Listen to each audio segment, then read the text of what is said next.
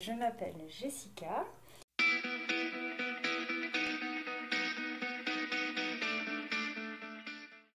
Une jeune fille finalement qui aime la nature, tout ce qui est naturel, simple. Pendant très longtemps en fait j'ai vécu pour plaire à tout le monde, notamment mes parents pendant très très très longtemps, donc je n'avais pas d'identité, je ne savais pas qui j'étais.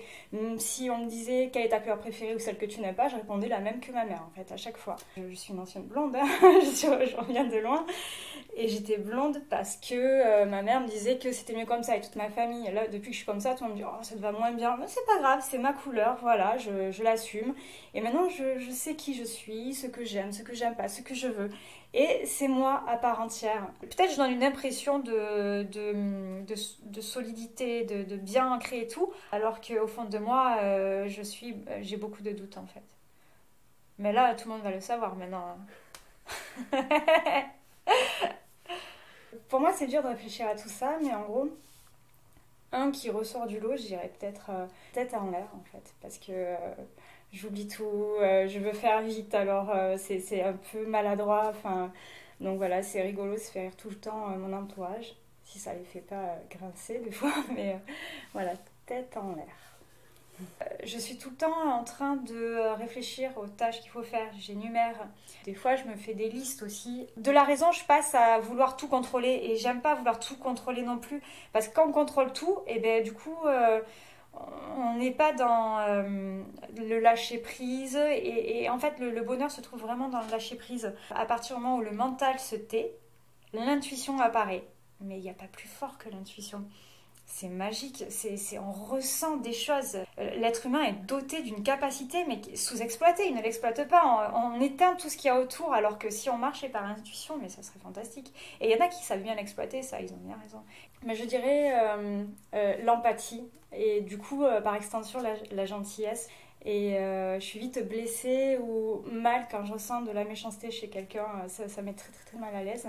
Donc oui, voilà, la gentillesse, la bienveillance, l'empathie, voilà, c'est un package, hein. C'est le manque d'amour. J'ai tout le temps peur d'être rejetée, et j'ai vraiment besoin d'amour, mais à un point, mais je sais pas, c'est pas mesurable. Et ma fille, alors du coup, je l'inonde d'amour, et elle m'en redonne en retour, et enfin, moi je trouve qu'il n'y a rien de plus beau que ça. Donc la plus grande peine que je peux avoir, c'est justement le manque d'amour et la méchanceté, tout ce qui est mauvais. J'ai toujours eu le syndrome du vilain petit canard en disant ah, je suis sûre qu'elle m'aime pas cette personne. Des fois même, ça se trouve c'était vrai, hein.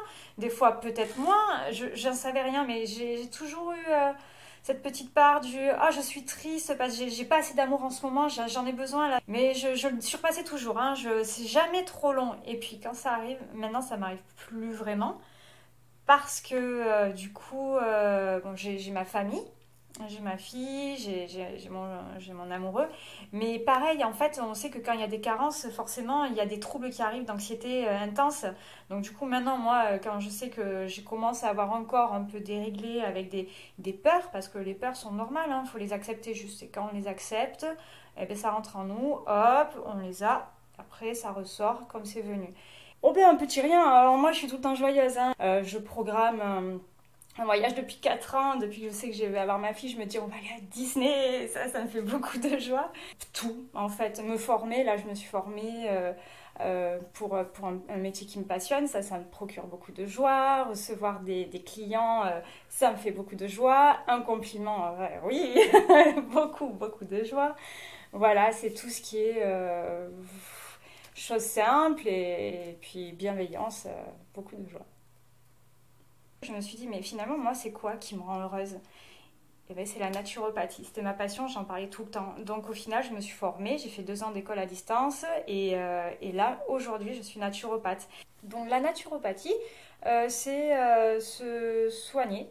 Pas forcément quand on a quelque chose, ça peut être aussi en prévention de quelque chose. C'est tout ce qu'il y a de naturel. Ça guérit les maladies chroniques, par exemple, parce qu'en fait, on s'aperçoit que beaucoup de maladies sont dues à l'alimentation. Donc à partir du moment où on fait attention à son alimentation, qu'on a une bonne nutrition, qu'on a une hygiène de vie et qu'on fait attention au stress qui fait beaucoup de dégâts, le stress. Rien que ça, sans même de remèdes naturels, rien que ça fait vraiment des fois des miracles.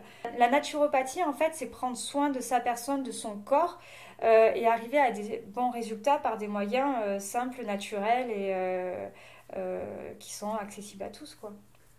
Comment prendre soin de soi, c'est quelque chose que, en réalité, j'ai pas de réponse parce que je crois savoir comment prendre soin de moi, mais je ne sais pas parce que je ne le fais pas. Je prends soin d'abord des autres. Et moi, j'ai tendance à m'oublier. Et en plus, le pire dans tout ça, c'est que quand je reçois des clients ou quand je parle à des amis, la première chose, je dis, mais pense à toi, fais des choses pour toi. Et moi, je ne l'applique même pas. Alors que je sais que c'est fondamental. Donc, comment prendre soin de soi? Je pense que, en fait, c'est le temps. Il faut s'accorder du temps. Ce sont les challenges. J'aime beaucoup les challenges. J'ai des pulsions qui me viennent de nulle part, à chaque fois. Quand j'avais 17 ans, pulsion 1, je veux faire l'armée. Voilà, donc je suis partie, j'ai fait mon armée, j'étais contente. Pulsion 2, oh, je veux faire Mission de radio. J'ai entendu à la radio, il y avait la pub, je veux le faire. Pulsion 3, koh Lanta. Pulsion 4, ça a été partir travailler au Club Med. Pulsion 5, c'était je voulais écrire mon livre. Donc là, j'ai écrit un livre pendant que j'étais maman, à chaque fois qu'elle faisait ses siestes, vite, j'écrivais. Mais bon, voilà, donc j'ai plein de pulsions et ça se passe comme ça et ça vient de n'importe quand. Donc le livre que j'ai écrit, alors j'ai pas un don spécial pour l'écriture. C'est comme tout ce que j'ai fait dans ma vie, je l'ai fait avec passion et avec mon cœur, avec... pulsion encore une fois, donc c'est pas un grand livre, c'est plus petit, c'est plutôt petit. J'ai appelé ça je t'avais dit de ne pas faire koh Lanta entre guillemets, puis c'est mon père qui me disait ça à chaque fois. Ensuite j'ai fait le casting de koh Lanta, déjà je ne connaissais rien à l'émission et finalement voilà, encore j'ai vu plein d'activités sportives et je me suis dit mais c'est bien en fait koh Lanta, mais je veux le faire, mais je voulais le faire que pour l'activité sportive qu'il y avait et je voulais voir comment j'étais par rapport à un ensemble d'autres personnes et je me suis dit je suis sûre que je peux être bien, mais j'ai été déçue parce qu'en fait moi je partais pour faire plus de l'individuel et on dit dans le collectif. J'ai été frustrée de ne pas pouvoir faire des épreuves où j'étais seule face aux autres en fait, mais j'en garde un bon souvenir. À refaire l'expérience, je la referai. Attention, je n'ai pas dit que je bave pas dessus, vraiment je le referai. Et aujourd'hui, je prends plaisir à regarder, je me régale. C'est vraiment chaque jour où il y a koh Lanta, je m'installe, c'est le grand événement. C'est palpitant, j'aime. Et souvent, je me dis, j'aimerais être à leur place, alors que ben non, tu peux pas, t'es trop faible. Je me régale de le voir. Après, ça devient un petit peu quand même télé-réalité, peut-être un peu plus qu'avant. Nous, on était monsieur, madame, tout le monde. Là, on voit qu'ils ont l'habitude des caméras, qu'ils font un peu le showbiz. C'est plus le spectacle. Voilà.